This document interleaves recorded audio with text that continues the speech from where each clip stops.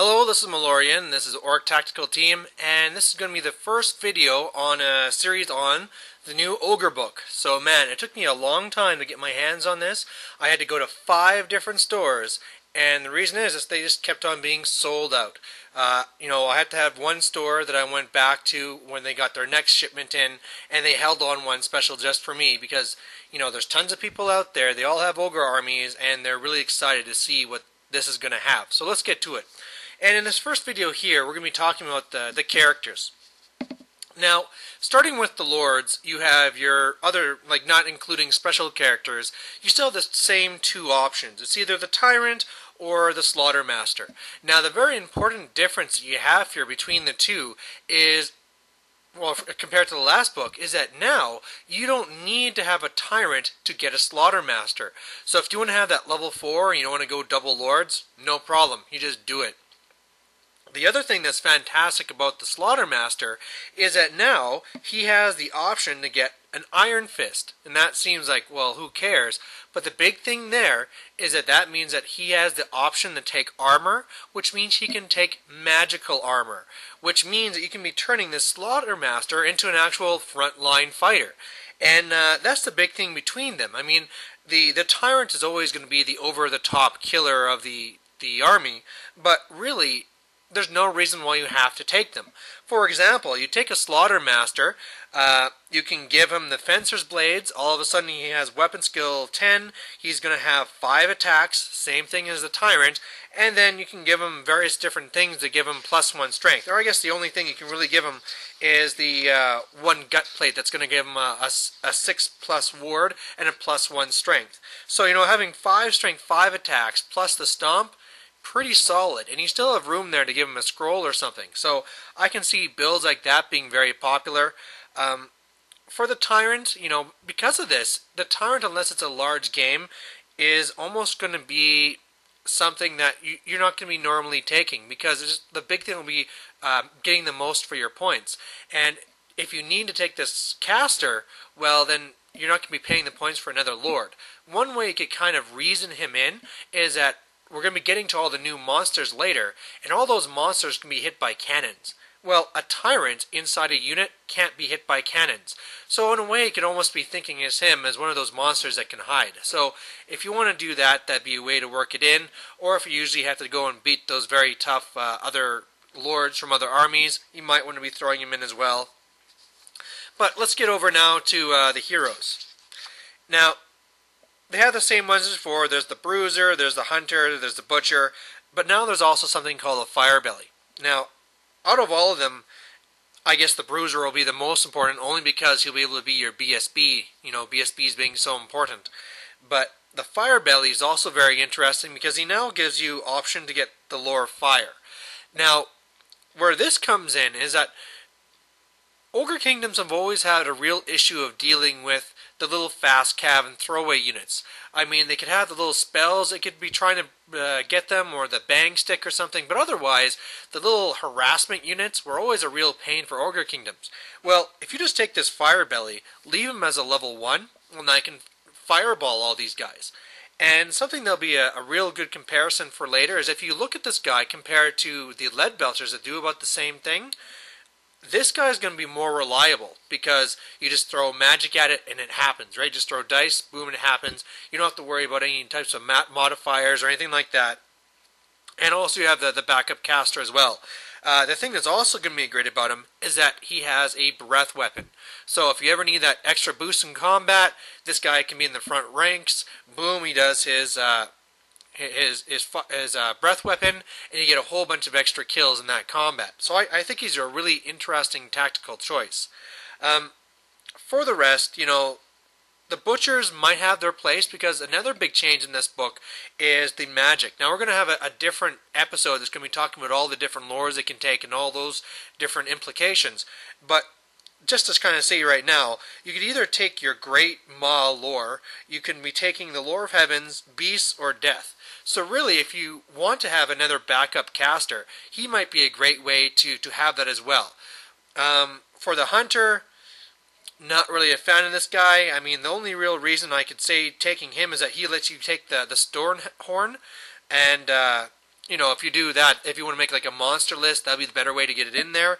But really, he's usually your way of killing enemy monsters. But we're going to be getting to a new kind of War Machine monster that they now have called the Iron Blaster.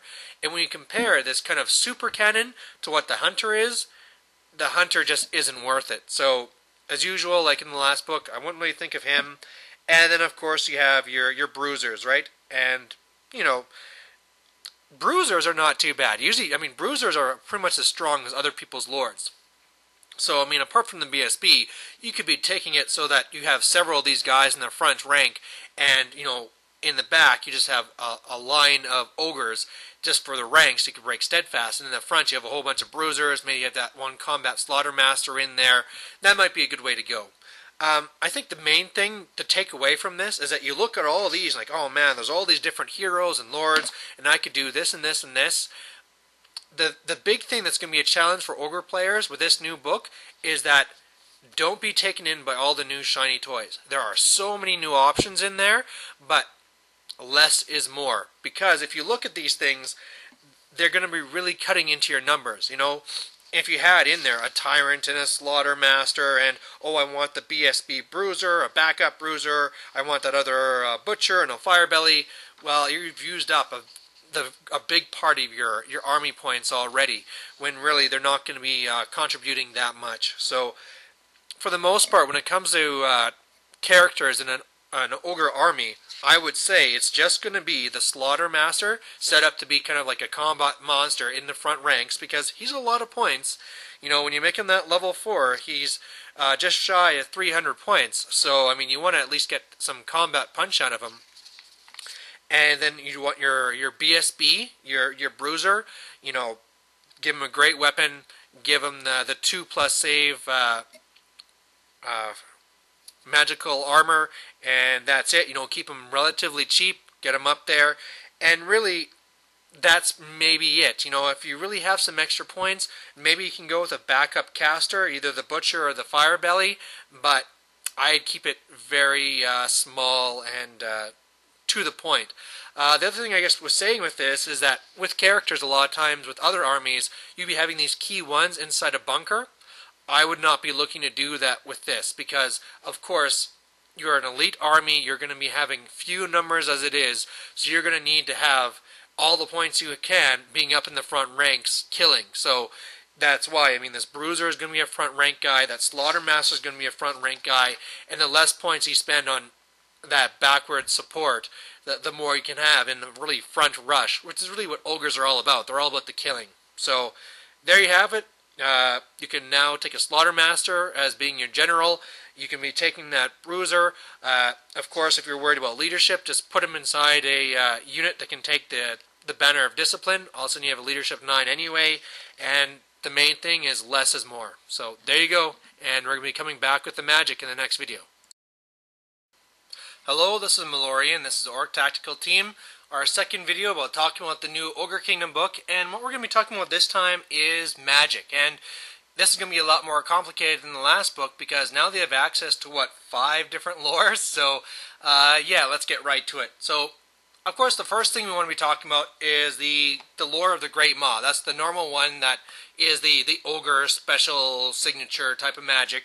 And some of it's okay, some of it's meh, but let's go through it. So, the first thing that I don't really like about this is the signature spell. The signature spell, it basically makes units stubborn, and the thing about Ogres is that Ogres win combat through killing. They don't win it through, ranks and static combat res. So if you're already losing combat, you're going to continue to lose combat, and this should never be a real situation. So, if you're trying to tie down something, like they have a huge horde that you don't want to deal with, like a horde star of white lions or something, and oh man, if I could just throw this little unit at them, make them stubborn, hold them up. But of course, doing that, you're going to be really risking it, saying, depending everything on that one magic cast, and of course if the opponent stops it, your whole plan falls through and you get crushed. So I'm not really a fan of that being a signature spell. The other thing that I'm not really a fan of is the the number 6 spell. It's called the Maw. It can either be a small template or a large one, and it's one of these things where they have to pass a test, and either they just get scraped by the teeth or they get like swallowed and it's a big strength. But the big problem with this is that it can scatter, so I don't really like this. And the other problem with this is that if you get a miscast on this, your opponent gets to place it, and this thing does d6 wounds. So if they throw this in the middle of one of your big blocks, it can just devastate your ogres. So this is one of these things where it's like, it's, as far as like, you know, being a devastating number 6 spell, I'm not too impressed. So signature, number 6, not too happy with. Now let's get to the good stuff. All their old spells that used to be remains in play are now augment. So whenever you cast them, you don't need to worry about your opponent trying to dispel them on their own turn. It's going to be there. So the whole thing of, you know, you cast your spells and it's all just a waste, don't need to worry about that anymore. The other part that's gone is that whenever you cast these things, it's not like it's automatically going to hurt you as well, like in the last book. So it's not going to be slowly killing your guys as you're casting magic. So all those things together are pretty nice already. Add on top of this that these things now can have a better range. You know, before it used to be the Butcher had 6 inches, Slaughtermaster had 12. Now all of them are 12. But now you can be doing a more powerful version, and then all friendly units within that range get the spell at the same time. So if you got 3 units set up, bam, you can get them all. And I mean, if you look at some of these, if you make all of them having +1 strength, or +1 toughness, or all having regen, these are huge. You know, especially that regen one, or, well, I guess any of them. They'd be so good. So no matter which one of those 3 you get off is amazing. Another one is, of course, they still have the one that's taking a panic test. You can boost that up to being up to 3 feet.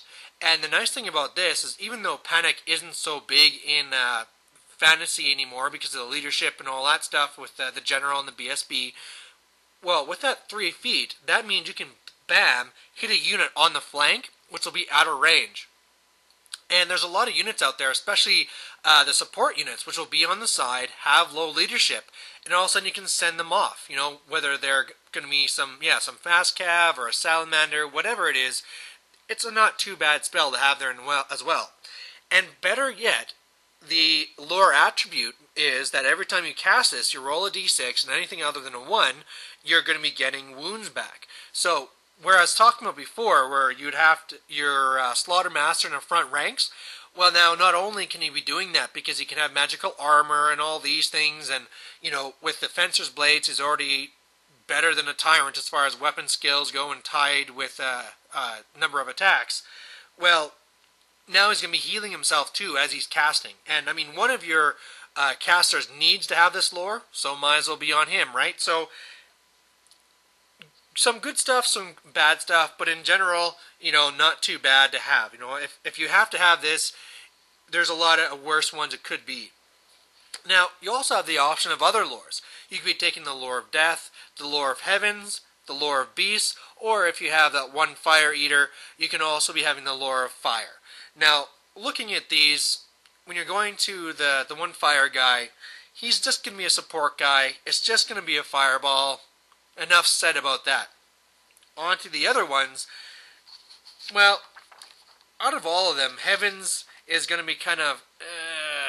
I mean, I can see maybe you want to go for big old comets and smashing units and all this stuff, but really I think the biggest thing here will be just the signature spell. This is something where you're taking it on a Butcher, he's going to be your support caster, and he's just going to be taking that Ice Shard Blizzard, and what that does is that you pick a unit, they're going to be -1 BS, or if it doesn't use Bliss's skill, it only works on a 4+. So if you have some really scary shooting unit as you're moving in, say like a big huge horde of, I don't know, repeater crossbowmen or whatever it is, this can be really helping to keep that down. If you have some war machine like a Grudge Thrower that's just punching huge holes in you, it might be a good thing to semi-shut that down. So that's not too bad. But again, it's not all that great either. If you look at some of the other ones, the lore of beasts, I think that's going to be your main one, because Wysan's wild form, we were talking about before where, with the regular lore of theirs, the Great Maw, you're going to have one that give you +1 strength or +1 toughness. Well, this does it all at the same time. So, I mean, if you think of it, if you got this horde of ogres that you're going to be giving +1 strength and +1 toughness, it's going to be amazing. So, having that as a backup spell is fairly well worth it. And as well, you might have this guy as well, that you can have 2 arcane items. We're going to be getting to magic items later, but that's a pretty decent one as well.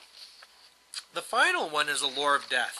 Now, of course, there's the usual shenanigans there, like you'd be going for the Purple Sun. If you're doing that, you're probably going to be needing either the Slaughter Master, or, now with the new way that the Power Scroll works, I guess you could make that happen with your little Butcher. And I guess another little synergy that works with them too is, of course, your Butcher can march out 12 inches and shoot it out, so you have some pretty good ranging abilities with that. But usually most of the Lore of Death is killing characters, so you can see that this is pretty good, because as you're moving in, you can be doing Lore of Death, trying to kill off their BSB or their general, so that once you get in there, they're going to be failing their fear test, they're going to be breaking from combat, because the big thing that you're going to be struggling with still as an Ogre player is Steadfast. So if you can be getting rid of that general or that reroll, that's amazing. However, usually the best way to kill characters is to get into combat and just kill them, and Ogres are pretty good at that. So again, I wouldn't be looking at that one. So if you're going to be taking any support mage, of course the fire guy is going to be taking fire, but Lore Beast is what I'd say for anybody else. So there you have it, that for your magic. Quick little summary again. For your main lore, it's, the signature spell isn't all that great. It could have some tactical uses if you're really desperate. The number 6 one is, again, I guess it's alright, but because of that scatter, you can't really depend on it, and it can really turn back on you. And then the rest of the spells, though, could be really amazing. Now they're augments. They can affect most of your army if you're having it all clumped together. So that's pretty solid, and it's healing you. And if you're going to pick any of the others as a backup lore, go with the Lore Beast, because Wysands would be amazing on a horde of ogres. So there you have it, and now we're going to be talking about their magic items and their big names. Hello, this is Malorian, again with the Orc Tactical Team, third video on the Ogre Kingdoms. And what we're going to be talking about this time is their magical items and their big names. Now, like the other books, the Tomb Kings and the Orcs and Goblins, their magic items were really reduced. They still got 10 of them, so, whatever. And along with that, they have all their big names as well. When you're looking through these, though, there's very few that I'm very impressed with. Looking first through their magical items list, they got the Thunder Mace and they got the Siege Breaker, 2 magical weapons, which are really just meh. Don't really impress me whatsoever. You got your Nobbler Thief Stone, which, gives you magic resistance 2, which is very situational. And then you also kind of steal a random item. And so if you get lucky, it could be the Talisman Preservation. But otherwise, it could be just something that won't be all that great. And worse yet, if you already had that item somewhere else in your army, you steal it from that person. Really, that really shouldn't be coming up that much, because a lot of the items there, other than maybe that Talisman and Preservation, you're not going to be taking very much. But again, the magic resistance, which is standard, is not very impressive. And then this thing actually costs the same amount as that Talisman and Preservation, so why would you not just take it in the first place? So, not really impressed with that. The Greedy Fist. Now, this I do like. Not only is it a 6+ ward save, which will, if you pass it, destroy a magical weapon that you're attacked by. A 6+ ward save isn't all that great, but again, psychological warfare, right? If your opponent knows you have this, he might not want to fight you with his lord, right? He might think, oh, I don't want my magic weapon destroyed, I'd rather kill regular guys, and so it's a good way to keep your guy alive, and at the same time, you're going to be getting +1 strike from this. So this is good synergy with other type of weapons. One that I like is if you take this, put it with the sword of Bloodshed that gives you +3 attacks, that'll be a full 100 points. But say on a Tyrant, that's going to be giving you 8 strength, 6 attacks, which is amazing.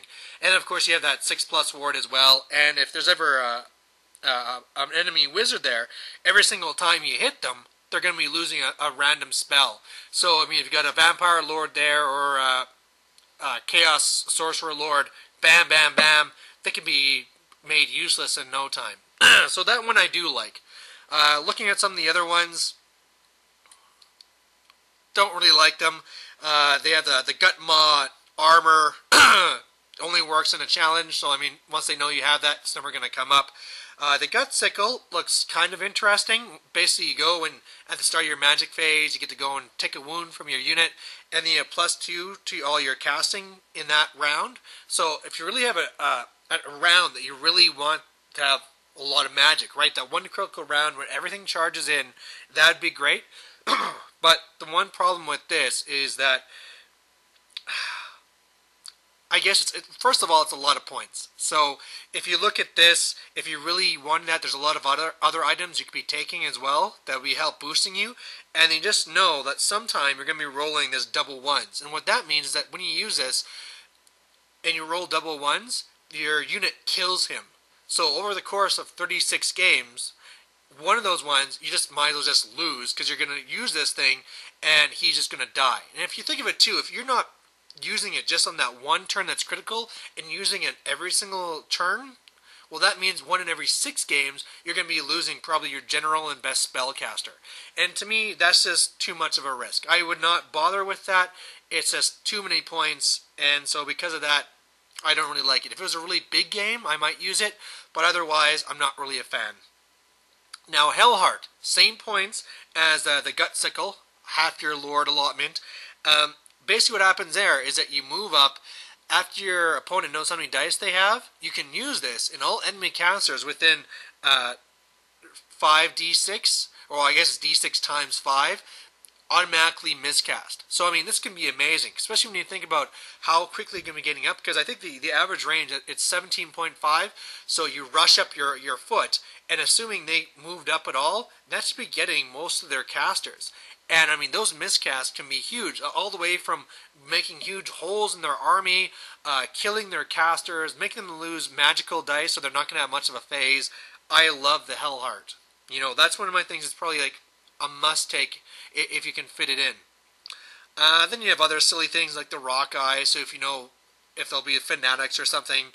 The Rune Maw Standard, this one here, it's kind of like before, but now your opponent gets to pick what the new target is, so not all that great, and there's a lot of spells out there which don't actually target the unit, so for all the points this is, and I think it has to be on a BSB, not too interested in it. Maybe if you're doing like the big Horde Star, you know, almost all your points are in one big unit, and you just gotta make sure that one's safe, maybe.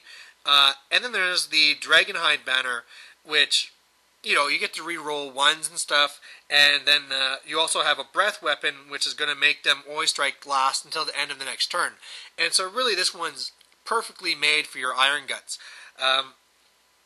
Put it on them. If you ever get unlucky and roll some ones to wound, that's all going to fix that. You're going to be using your breath weapon to do extra damage, and then next round, they're going to be always striking last, meaning you're going to be striking at the same time, so you'll be getting more attacks in.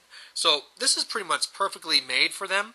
The problem is that Iron Guts can only take one banner, and if you are going to be working in that synergy where they're going to be taking the banner of Discipline to make your Slaughtermaster Leadership 9, then you'll have no place to put this. So really this whole section of 10 items really comes down to either the Greedy Fist or the Hellheart. Those are your two best items. Now when it comes to big names, you have a lot of these as well. 9 of them looks like. Now, out of them again, a lot of them are pretty wishy-washy. A lot of points. I'd rather spend the points getting something else. But there's a couple that aren't too bad. You know, you got your good old Maw Seeker from before. Now it has to be on a Tyrant, and it's a lot more points. But hey, +1 toughness can be pretty big. Especially if you are going to be in a situation where you know he's going to be fighting enemy lords. Of course, we said that you're going to be taking a Tyrant as kind of like a replacement for taking a monster, or if you're going to be making sure to kill Vampire Lords, Chaos Lords, stuff like that. So if you are going to do this, this could be a nice thing to put on him. But otherwise, if you have this on him in a unit, they're just going to attack the unit anyway. But out of all the ones, this one at least has a pretty good use. Another great one is Death Cheater. half the cost of that Maw Seeker, and it makes it so that once per game you can pick one model to re-roll all to wound roll. So again, if you're doing that big fight against the Chaos Lord, the Vampire Lord, forcing them to re-roll against your Toughness 5 could be really big and huge. And as well, this is not Tyrant only, so you could be putting this on your BSB or something as well.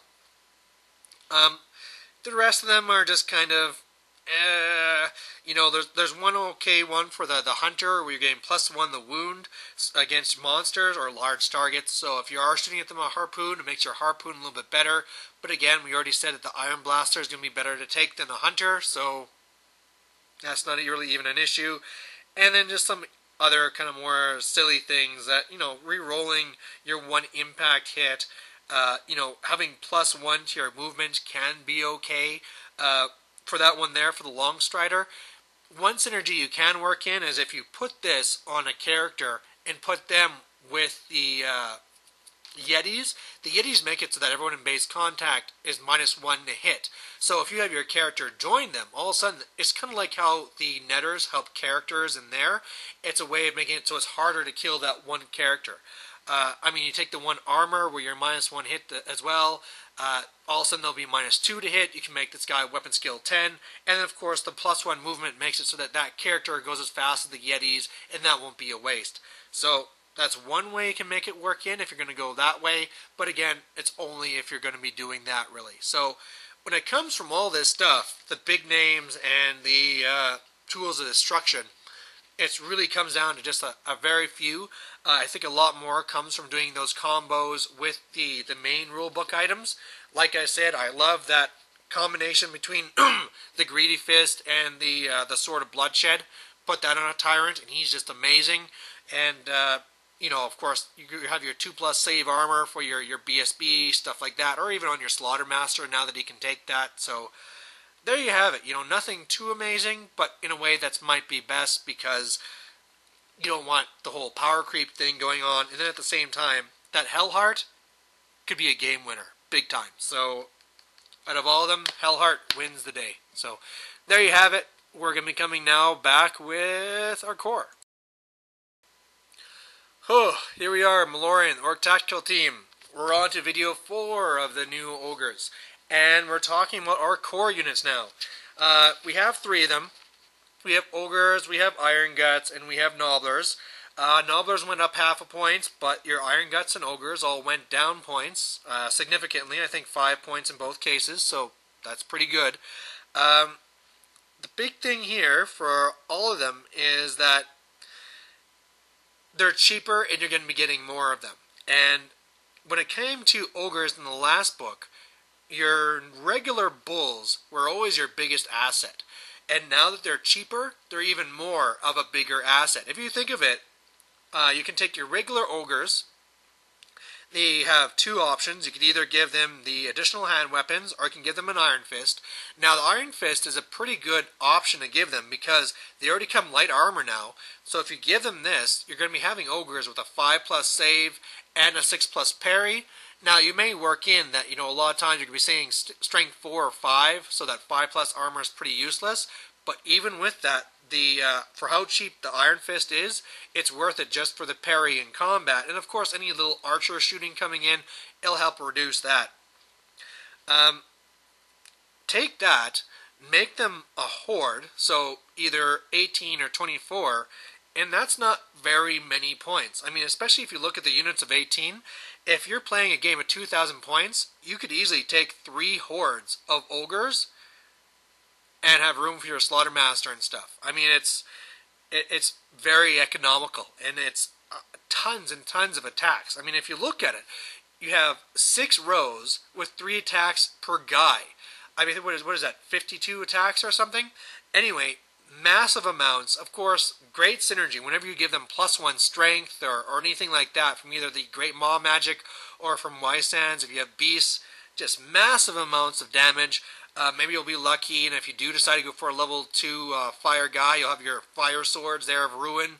I mean, just when you have that many attacks, it's just devastating. So, really, when I see this, it's going to be hard to beat this. This is your bread and butter for the whole book.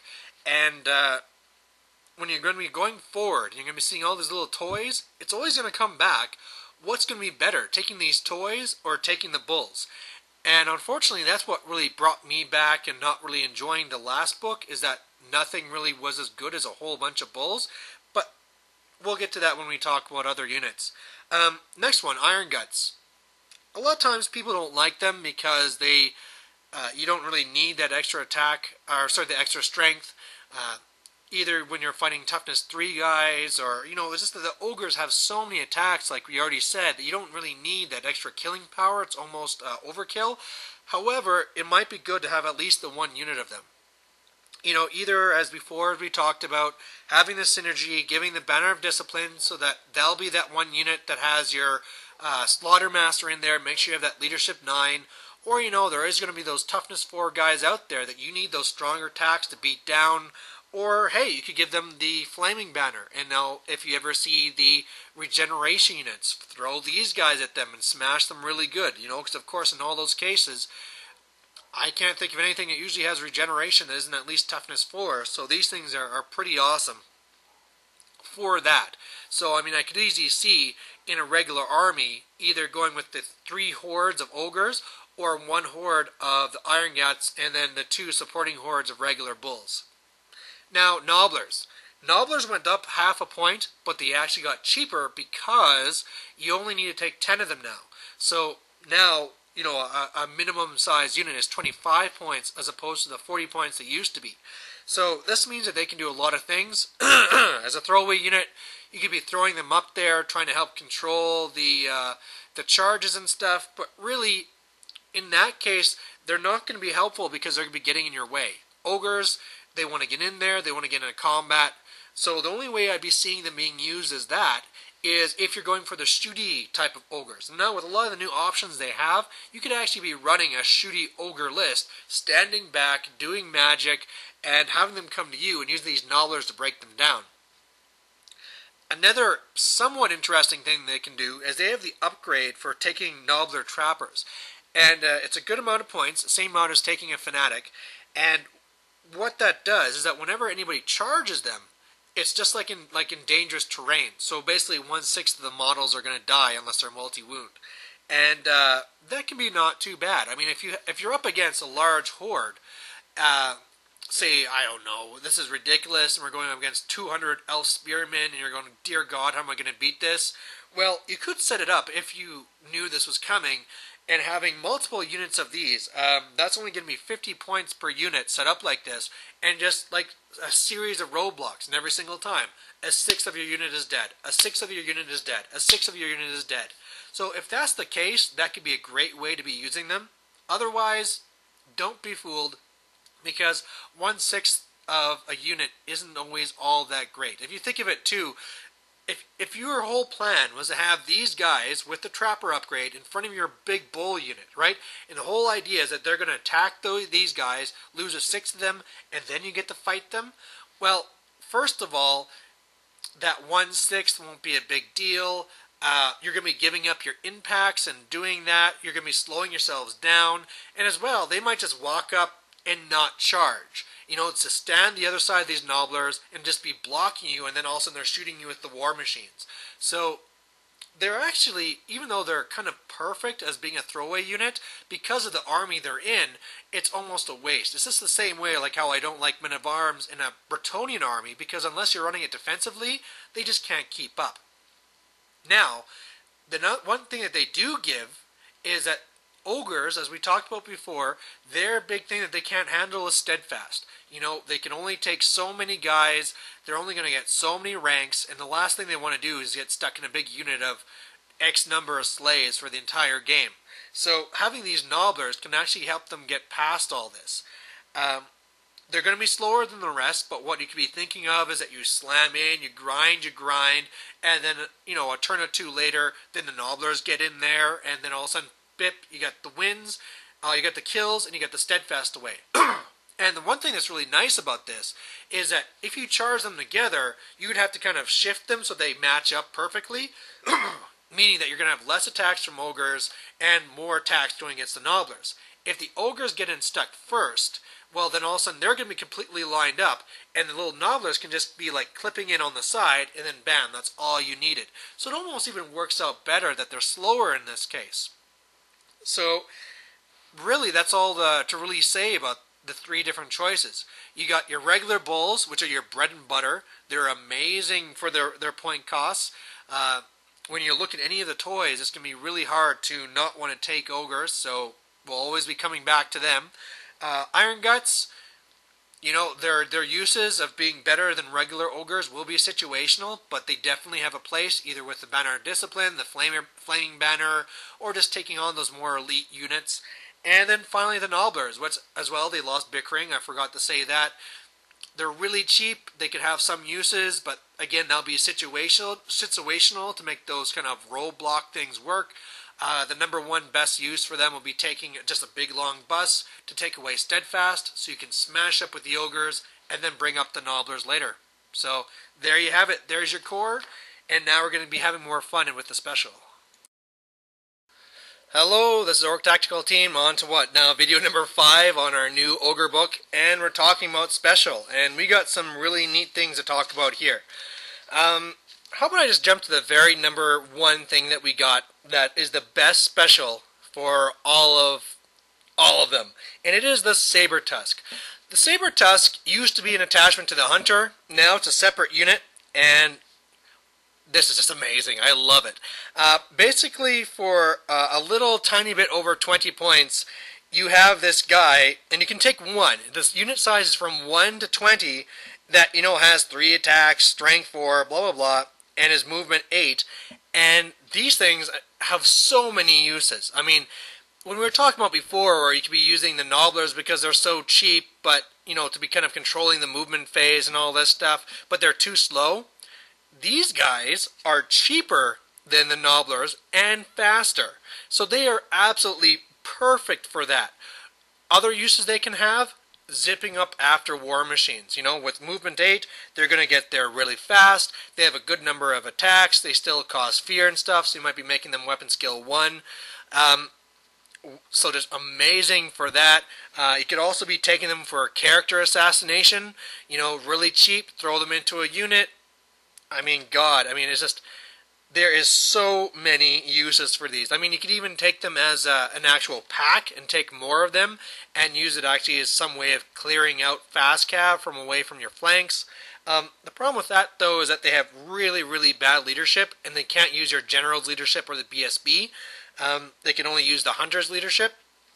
So when you take a unit, all of a sudden you can be falling into that problem. So probably wouldn't be looking into that so much. It's mainly just the fact that taking multiples of one of these guys and then just whatever you need them for, whatever game. Oh, they got war machines this time? Go get the war machines. Oh, I got to really make sure I get everything lined up for the combat? Use this. Because now, like, one thing that's a good synergy is that now the Ogres always get their impact hits. You know, they're just kind of like Minotaurs. They don't have to be 6 inches away. And so you might want to be using them to make sure that you'll be getting the charge. And so, perfect thing there. Just run them up, block them, make it so that once they kill the Saber Tusk, that they'll have to roll really high to get to the Ogres. Otherwise, they're going to be getting the charge in the impact hits. And, or character assassination, like I said, it's just, I love these guys. So, right from the get-go, this is the number 1 thing that everybody should be taking as many of them as you can. Let's go on to the next one. So, Lead Belchers. They got a little bit of a buff from last time. The range is now up to 2 feet. You don't have to worry about misfire, which is great. And so really, when you're looking at them, they're a really good unit to have on the flank to be clearing out fast cav and support units, you know, because they can always be shooting, except that they're slow to fire. So that's going to be still keeping you back, just like kind of before. But the main thing for me that's going to be the real trade-off that people have to be deciding is, do you want to be taking the Lead Belchers, where you're going to be just really worrying about still, like, how are you going to be rolling for your hits and all these things? I mean, you get D6 shots, you're going to be still rolling the hit. You could be having some other modifiers like skirmishers and stuff like that. Or do you just want to take something like the fire guy and then just be hitting them with fireballs? And so you have to decide which way you want to go with that. But then again, I mean, it might be not too bad to have 3 or 4 of these guys, probably just 3 because you don't want to be doing too many, and just have them on the side, and at the end of the day, they're still ogres, you know, they still have a good number of attacks and stuff, so they can be shooting those and then joining in with the combat later. So when you think of that, they're not too bad. More of a support unit. Yetis, like I talked about before with the characters, they have a little bit of synergy there. They're now flammable, so that's could be bad if you're up against a flaming banner. It could really kill them off really quick. But the nice thing is that now, yeah, whoever's in base contact with them is the -1 to hit. Characters can join them, so you can be getting that whole synergy in with them and having that going. And in fact, when you look at them with the Yetis, they're only 1 point more than an Iron Gut. And when you're looking at, you know, Iron Guts are big, heavy hitters, but they're going to be striking last. So you have to be worrying about that. Well, these guys are initiative 4, so they're going to be striking probably first against a lot of the regular troops out there. And having 3 strength 5 hits each, I mean, if you can justify taking, you know, your 18 or 10 Iron Guts or whatever you're planning on do, you could be doing the same thing for the Yetis. And they can be ripping stuff up pretty good. They don't have any armor, but then again, that -1 to hit pretty much is going to be usually better than the 5+ armor save, so that's pretty decent. And yeah, I mean they're faster too. They also have the swift stride, so pretty decent stuff. So there's the Yetis.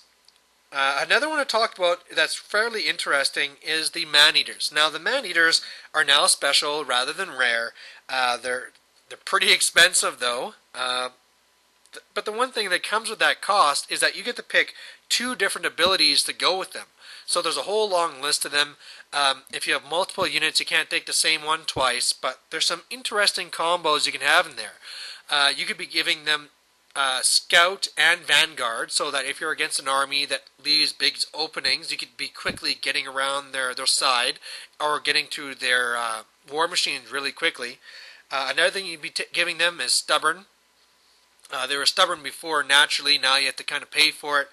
But hey, you know, if you're going to be taking this small unit, throw them up just hoping to tie up a unit for a long time, might be not too bad of a way of a go. But the thing that's really getting people on the internet going is that you can be taking poison. So if you give these guys the poison and also the sniper rule, you can be picking out characters. And if you take enough of these guys, it should be pretty easy to kill most characters out there that don't have a fairly good armor save or anything. So until people learn to adjust, this might be a good way that you want to surprise people. Because, you know, we talked about the lore of death and things about that before, about being good about, you know, killing off the characters or the BSB, because your biggest problem is going to be steadfast. So if you can get rid of that leadership and rerolls, it's going to help you. Well, with these guys, bam, shot your character, he's dead. Now, what's going to happen, though, is that eventually, whenever people see that you have these Man-Eaters, well, first of all, because you usually place your characters last, they're not going to place them anywhere near these Man-Eaters. And 2, they'll usually then go with a bunker and just hide them in the back and keep them safe. So, I think in a few months, this tactic won't be worthwhile, but for now, a great trick to throw out there. Next one to talk about that people are also loving is the Mournfang Cavalry.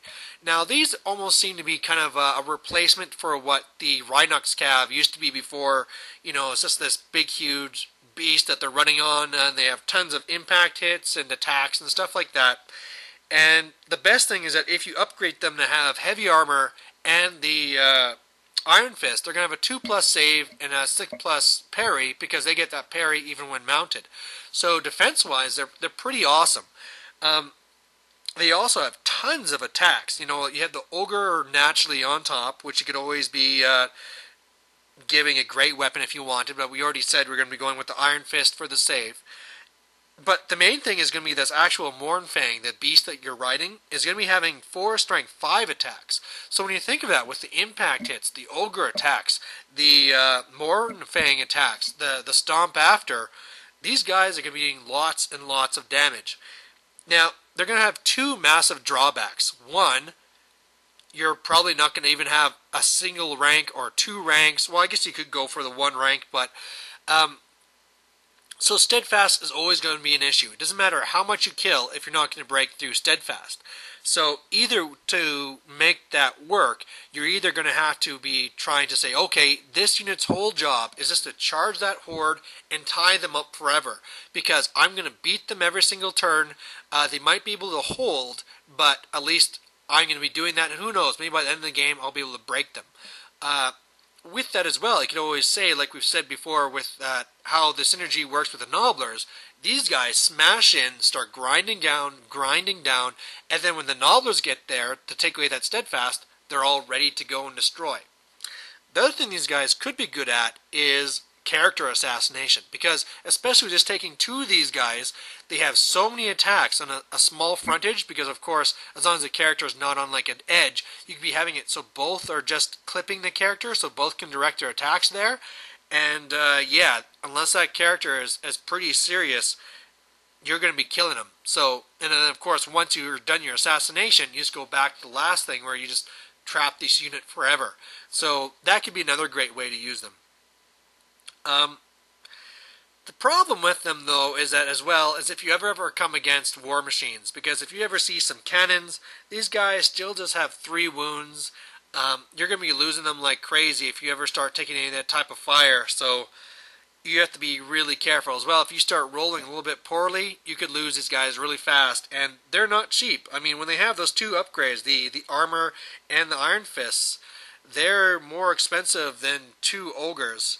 So it's going to be one of those things where you have to try and decide which way you want to go. I mean, you could either take 3 of these cav, or you could have, you know, pretty much 7 ogres. And so you're going to have to see which way you want to go. I mean, each one's going to have their own choices, but usually to me, I'd rather have more wounds and hope that that unit is big enough that they can deal steadfast on their own. But, you know, really when it comes down to it, they have a lot of good times and they could actually be worthwhile. So, you know, where we talked about before, we're just taking a whole bunch of regular bulls would be boring. Throw these guys in there. You know, a little unit on the flank. If you only take the 2, it's not that many points. And character assassination, holding guys up, why not? You know, just to make things different. The last thing to talk about is the Gorger. Got a little bit more expensive. It now comes in like an ambusher. And yeah, you know, some of its rules were replaced. It doesn't have to always be going straight towards the enemy unit. Now it has frenzy though, so I'll have to be taking a test for that at leadership 8s to not charge. So it still is kind of there, but really, the Gorger doesn't really have a place in 8th edition, because before it would kind of go in there, it could get into a flank, and it could tie something up forever. Now, the thing is that you get so many attacks back, and with steadfast, they're just going to be turning and facing, destroying you, and it's almost going to be a throwaway of points. I mean, you could say that these guys can be okay for killing war machines, but then those saber tusks are so much cheaper, and they'll be there right away. You know, of course, with ambusher, well, it's just other things do their job better, is really what it comes down to. So, not really a fan of the Gorger, and that's really your specials. So going through them again, saber tusks, amazing. Take them all the time, as many as you can. Next best one would be the Mournfang Cavalry. They have their uses, just don't use them up against dwarves or Empire. Then you have your Yetis, only 1 more point than Iron Guts. But hey, you know, they don't strike last, and you get all those attacks. Good synergy with a character as well. Next up, you got your Man-Eaters, which you can, for now, do that little sniping trick, but in a couple of months that's going to be gone, so they're a little bit iffy. And then you got your Lead Belchers, which are going to be okay on the flanks for wiping out support units, but you have to decide if you want to take them or the Fire Belly. And then finally the Gorger, which is just maybe take it for fun, but otherwise I'd not take it at all. So there you have it, that's your special, and now on to the rare. Alright, here we have another video for the new Ogre book, and now we're finally on to the rares. Now, this is where we start seeing some of our new fancy stuff. And I think before we get to that, one thing that is kind of new and fancy is the actual giant, because it's not a slave giant anymore. And what that means is that you pay a little bit more for it, which is pretty much the same as what ogres or orcs and goblins pay. But now it's stubborn, and when it's fighting big guys, he has a club again. So he's not going to try and strangle them with a chain, which almost never works. Now he's going to be thumping them with a club. So the giant, for people that love giants, there you go. He's better again. Now, we got 4 big little monster things. You know, there's a new kit for all of them. They all look amazing. We got our scrap launcher, the iron blaster, the Stonehorn, and also the thunder tusk. Now, if we go first to the scrap launcher, the thing with this is that it made it so that the template is smaller this time. It's not the large blast template, it's the smaller one. So I'm not really a fan of that. If anything, the nice thing is that it doesn't have to take a test to not charge. It used to be before you could bait these things out. That's not like that anymore. So in the end, the little blast it does is not going to be doing much at all. So this thing is cheap, so you could just be throwing it in there if you have extra points. But at the end of the day, I just take the bulls. You know, just take the bulls, or, you know, a unit of the lead belchers. Anything is probably going to be a better bet than this, unless you're just kind of going for fun. So scrap launcher, not a fan of. I'd rather take a giant than a scrap launcher. Now, the next one that people love seeing is the Stonehorn. Now, this thing looks awesome. It can be a mount for your hunter, so if you really want to do like the whole monster mash, you can be throwing this guy in. But really, when it comes down to it, he's not all that impressive. Probably the best thing you can say about him is that whenever he gets hit by a weapon that does multiple wounds or something, you half it, rounding up. So, you know, the whole thing of being hit by a cannon, you take 6 wounds, bam, you're dead. Well, it'd only be 3 against this guy. So as far as being something that can survive against cannons, this guy is fairly solid. So if you are doing the monster mash and it's just about getting lots of these guys and you don't want to be losing them to cannons, sure, that's the way to go. The problem is that its damage output is severely lacking. You know, it does like 3d3 impacts when it first goes in, and if it rolls really high, then I think it's +3 or something to it. But really, those impact hits are very minor. It has Frenzy, so it's going to have 6 strength 6 attacks, plus the Thunder Stomp. But at the end of the day, you know, the real thing that's going to be coming down to is that this thing's just going to be dying to regular attacks. You know, shooting will be killing a few, it'll come in, it'll kill a couple, and then just mass attacks will just take this thing down, because it has a 4+ armor, but that's going to be not saving it for too long. So it's just not very impressive. It has a very large price tag. You could be taking a lot of regular bulls, and it's just the whole thing. Like when you're looking at the orcs and goblins, why would you not take an Iraq Narok? Because you can take a whole bunch of trolls for way cheaper, and they're way better. So it really comes down to that. I mean, if you want to have an army that has a nice look, sure, but otherwise, I'm not too happy with him. Now we come to the Thunder Tusk. Same cost of the Stonehorn, but I like this a lot better. And the reason for this is that it has a few things going for it. First of all, it can be kind of like shooting out like a ball of coal. So it's kind of like a scrap launcher if you're really wanting those shots, but it doesn't stop there.